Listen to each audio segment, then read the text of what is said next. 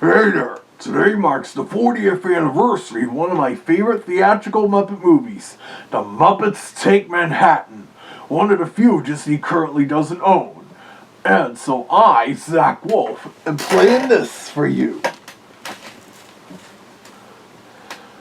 Yep, the read-along book and audio adaptation, which I had since I was a cub. A quick rundown. This is part of a line of read-along titles produced by Muppet Music, a short-lived record label Jim Henson Associates had at the time. Co-produced and distributed with IJE Publishing, who've also produced and distributed the Kid Stuff Records output. Also, unlike the earlier Kid Stuff read-alongs time, the Muppet Music read-alongs have better production values, with the Muppet performers actually lending their voices to the recordings. Or this one, a couple of said Muppet performers also voice the human characters featured in this story, since their actors from the film were likely too expensive to get to reprise their roles for this recording. And the performers are really versatile with their voices. Except maybe Frank Oz, but he still hams it up with his characters. And I'm not just talking about Miss Piggy. And this movie was even directed by Frank Oz in his directional debut. And of course, as you might already know, this movie is what spawned the Muppet Babies animated series and franchise with Miss Piggy's I'm Gonna Always Love You dream sequence. Interestingly, even with the Muppet Music label, this read-along adaptation doesn't contain any of the songs, like the Disney and Sesame Street read-alongs would, likely due to music publishing reasons. Also worthy of note, while most read-along book and audio sets during this time utilized 24-page storybooks, likely a trend started by the Little Gold Book read-alongs, this title has a 32-page book. Not sure if the other Muppet Music read-alongs do so as well, but it wouldn't surprise you if that were the case. Similar to the Disney read-along books in the 2000s and 2010s also having 32-page books, especially since their audio is on compact disc. But enough of this yakking. Let's see the pictures, hear the story, and read the book. Yeah, IJE Publishing's read-alongs, both Kid Stuff and Muppet Music, use the same slogan Disney's read-alongs did back then as well.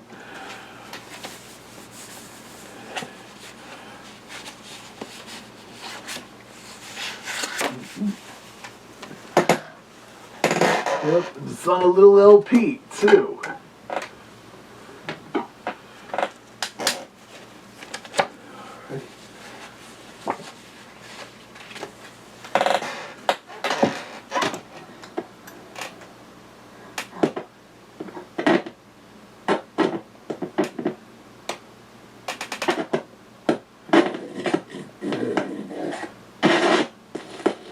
There.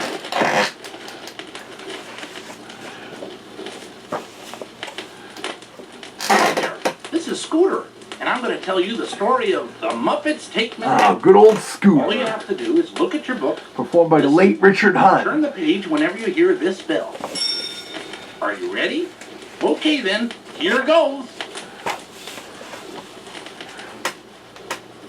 This is a story about a little frog with big dreams and the pig who loved him. It's the story of a bunch of stage-struck kids in the only city big enough to put all their names in lights. And like many a showbiz tale, this one begins at the end of the senior class variety show. That's the Kermit page bell. They know. Well, pardon me. Ah, good old Miss Piggy, loving to be the center of attention. The audience went wild.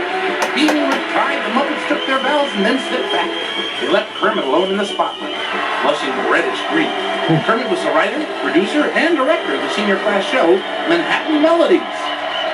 What a frog. What a show. See you on Broadway. Sound like Jerry Nelson and Jim But Henson. the show's not ready, said Kermit. Then he looked into the hopeful faces of his friends. It was graduation day, and soon they would part. It might be years before they would be together again. You're right, he decided. What are we waiting for? Let's take this show to Broadway. That's the right way to think.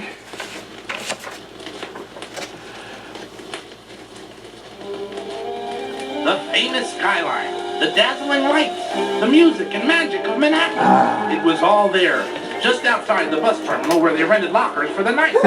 Just for one night. It looks kind of like one of the offices at the Jim Henson Muppet Workshop. Star Like the one in New York. One night became 1 week, and then 1 month. They saw every Broadway producer in New York, but no one was interested in a show written by a frog and starring a pig, a bear, and a gonzo. A gonzo. Money and hope Or they will call him a whatever, or a At a weirdo. luncheonette called Pete's.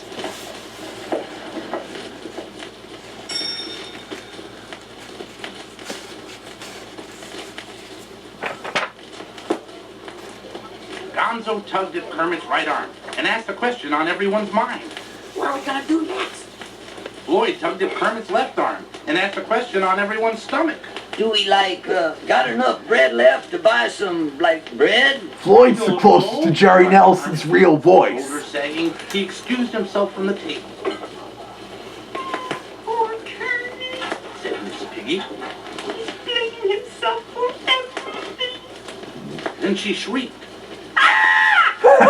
Oh, as a rat in an apron came up to the table. I'm Rizzo, your waiter. This is where the rat scat number in the movie would have taken What the place. hell? Rizzo threw down his tiny tray. That doesn't. I worked my whiskers off. And for what? Rat jokes. Hardly any tips. I'm going broke here. Oh, we know how you feel. Fozzie said sympathetically. We're broke too. Sorry, not my table. Snap, Rizzo. You left in a huff. Nice going.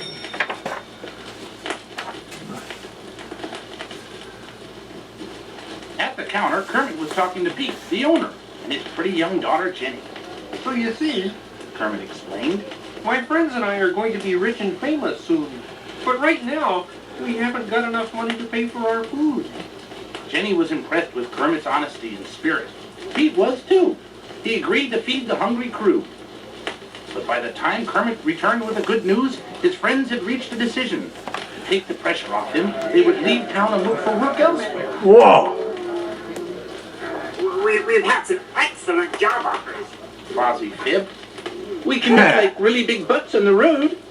Janice tried to sound cheerful. Got to go! said Animal sadly. I understand, Kermit gulped. but I'm not giving up.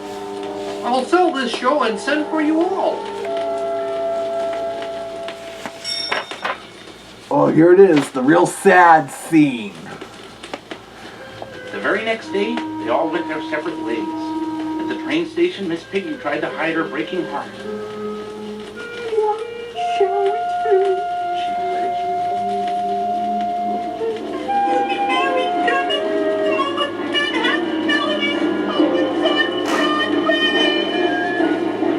Sounds like a steam train. That night, on the top of the Empire State Building, a lonely little frog stared defiantly down at the big city. I'm gonna make it, New York! Kermit vowed. He had a dream, he had a plan, and he had a lot of new friends. Pete gave him a job washing dishes. Jenny volunteered to make the costumes he needed. Even Rizzo and his Rat Pack were willing to help. Oh, change of heart.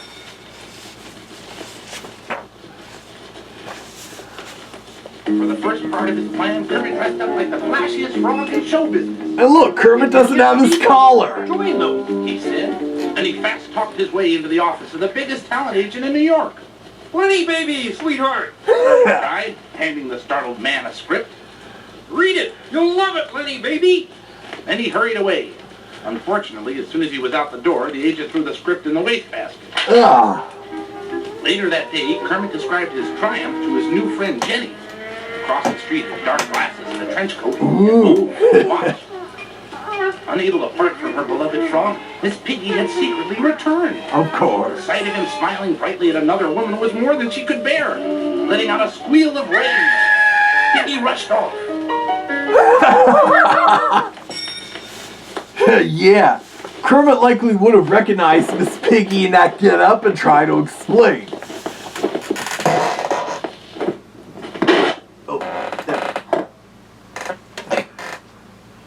I mean, it's not like the times I tried wearing a trench coat, or that private True Detective Fox, Sam Valentino, wearing it as his usual get-up. But of course, Miss Piggy would indeed return to see how our Kermit is doing. And we will find out more about that on the other side of the record. We're already halfway through the story.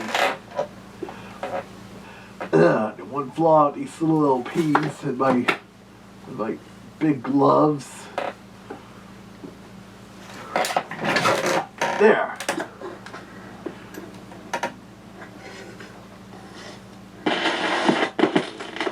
There.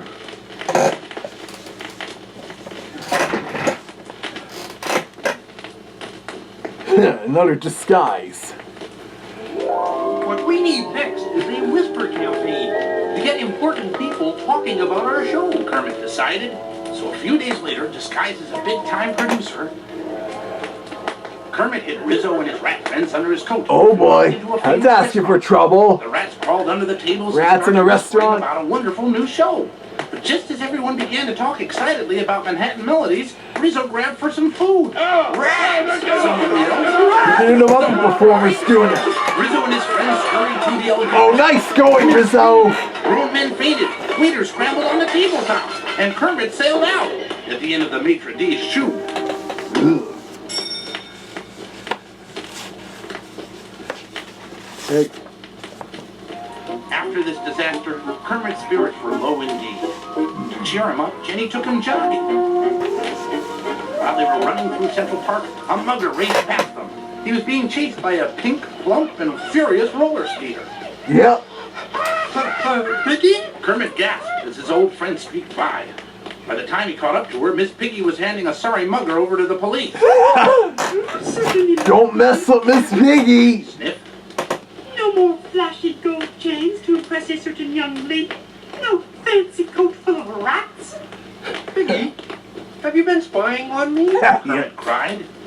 I spied because I care. Piggy responded angrily. Oh.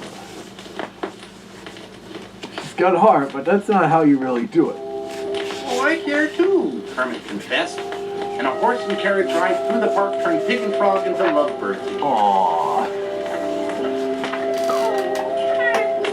Miss Piggy cooed. If only we had known one another as time neighbors. I would have loved you. Yep, there's the dream sequence that inspired the Muppet Babies animated series with its I'm Gonna Always Love You song. Each day's mail brought news of old friends. Rob was running a dog kennel. Floyd wrote that the Electric Mayhem Band had gotten A terrific gig playing polka music, and everything couldn't be more copacetic. Fozzie Bear was having a hard time hibernating in a co-ed cave up north. Yeah, and one of the bears who was hibernating was a prototype of Bobo the Bear, which starts to appear more on Muppets Tonight, 12 years later. Chicken, wrote Gonzo. The climax of my act. Gonzo and his chicken. I hurl my body through the flaming circle of doom and land comfortably in an imitation of an easy chair. And Gonzo and his Daredevil stunts. It was great getting cards from all over the country, but Kermit had no good news to send back to his friends. But one day, the letter arrived. It was from Ronnie Crawford, the son of the famous Broadway producer Bernard Crawford. As his very first show, Ronnie wanted to produce Manhattan Melodies. Oh, We did it! Kermit telephoned Piggy at Pete's. You're going to be a star. Jenny will do the costumes. We've got to get the gang back right away. See you in 10 minutes. He promised and hung up. Kermit stepped off the curb, full of plans. and he fails to notice the don't walk signal. He thought as he started to cross the street. Costume fittings and rehearsals and...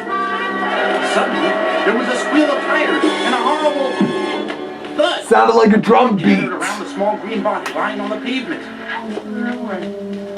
Who am I? Kermit moaned. As a result of his accident, he had developed amnesia. You see, this is one reason why I always look both ways and wait for the walk signal before crossing such intersections. Hours later, Ronnie The Crawford movie showed Kermit was actually kind of dancing found when he that started Piggy crossing the was street, worried. compared to being Kermit busy had not thinking. returned. We're opening in 2 weeks in the The read-along adaptation basically also leaves out that Kermit took on yet another identity due to his amnesia, Pete sent as telegrams to advertising the executive others to Philip hurry back to Phil. the city. They all came, bringing many new friends with them. And on the day of the opening, they all gathered gloomily around the table at Pete's, where they'd last been together, all of them but still not returned.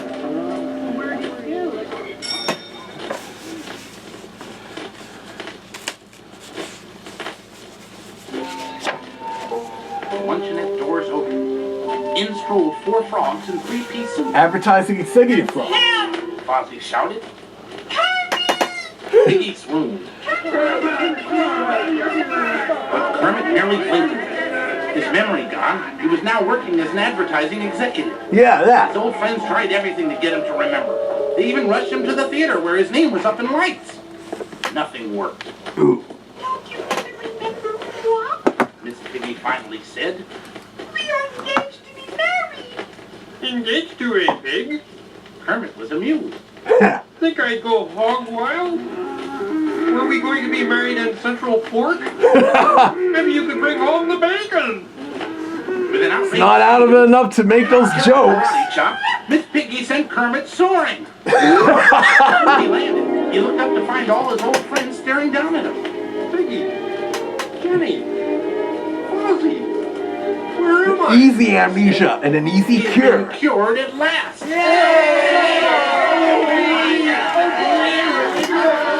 Yeah. Now we know what happens when a Muppet gets hit by a vehicle.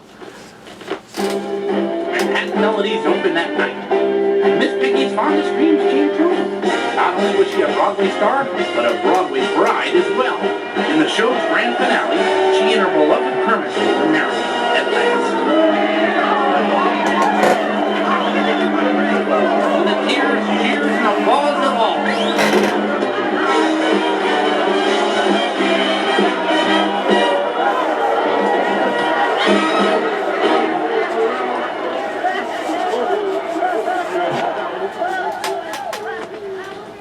Yep, it was a pretty spectacular finish.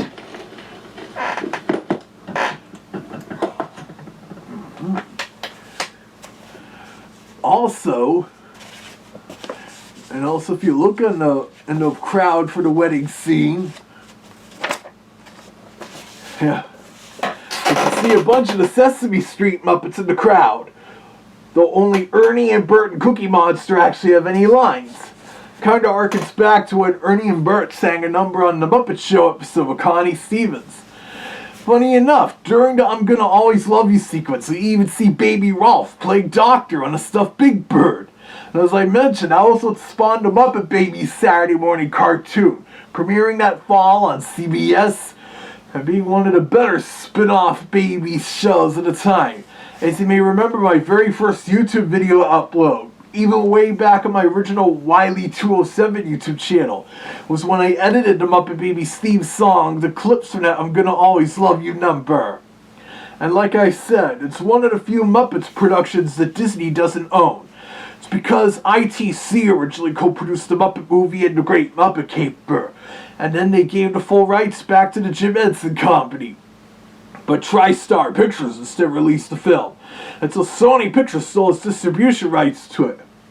I did hear somewhere Disney and Sony were striking a deal to stream the Muppets Take Manhattan and Muppets from Space on Disney+. But that never went anywhere, unfortunately. But anyways, hope you enjoyed that read-along story. Here's the 40 years of the Muppets Take Manhattan and the impending 40th anniversary of Muppet Babies.